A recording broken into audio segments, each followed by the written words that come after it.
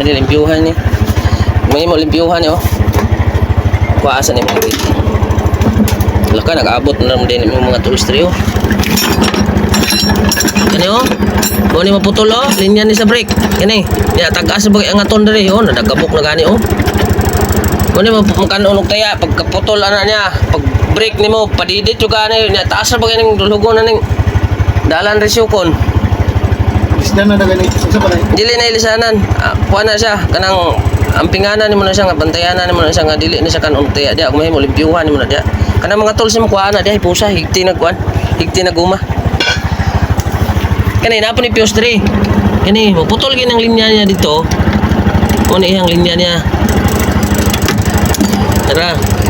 Duha ni ka Pios 3. Oh, 10 amperes na siya. Ang 30 amperes niya kanira. Oh, diya gikan guys. Ako na siyang itudluan nga na yung mga Pios diya. So mga linya na niya sa dashboard dito. Kay lisod kayo nga nagbiyahe sa bukid tapos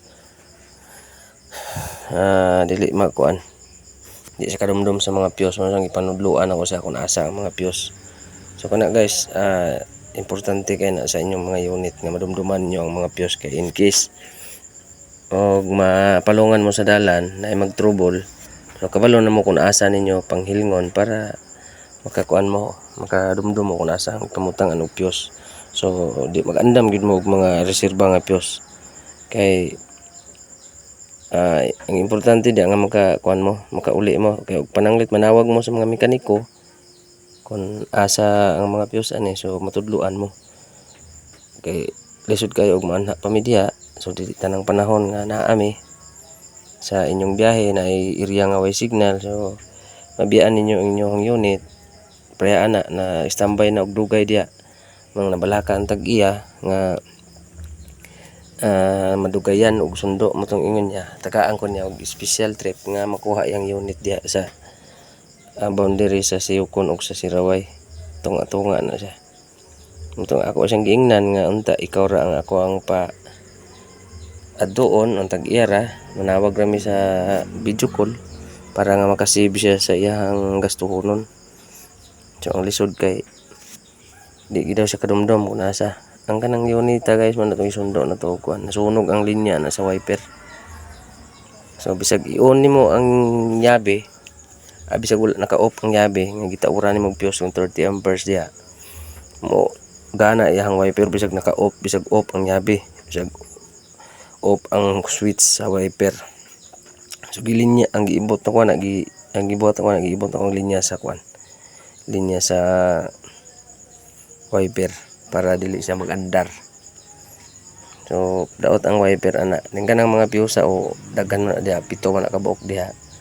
So kanang nasa ubos nga tinakluban, so kana siya munay linya sa fuel pump. So kung ubang Pios ana munay linya sa dashboard. So may nang makadumdum mo tanan sa mga Pios diha para may bal-an na to asa ang naputol para pagkuan masubay ninyo isa-isa para makauli ra gid mo. Kay dili tanang panahon nga naaming mga mekaniko. May lang og naay magtawagan ninyo ug wala. So importante guys nga madumduman ninyo para sakali na yung mga aberya sa dalan gawas sa mga palyar sa makina kanang mga Pios ng mga putol ang linya maglisod ba ana. So may nang naana, may nang nakabalo mo kung nasa mga Pios na kabutang para tauran lang ninyo para makatemporary kaabot ra gid mo og shop. So kana guys pailis na siya og bearing atong higayunang na nag-iipil. Suki man guna nako dati diri sa titay kay maadto na siya og liloy, mapit man gina siya diri sa shop.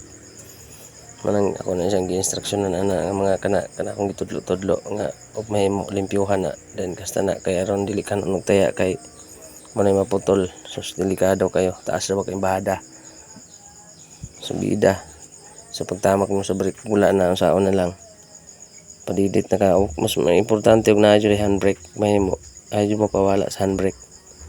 Kay magka-loose brake inyo ang brake sa inyong unit. Naragi bira handbrake na mabira. Ang layo na kay rescue na ko na dako-dako isig nabayad na kay siya man po nagbuot na para lang daw makuha yung unit kay nga time busy jud ko. Pero ako sang gisayo nang adlawon pakuha na gikan. Abot mi ana guys. Diya sukuan mga dool na alas 12 sa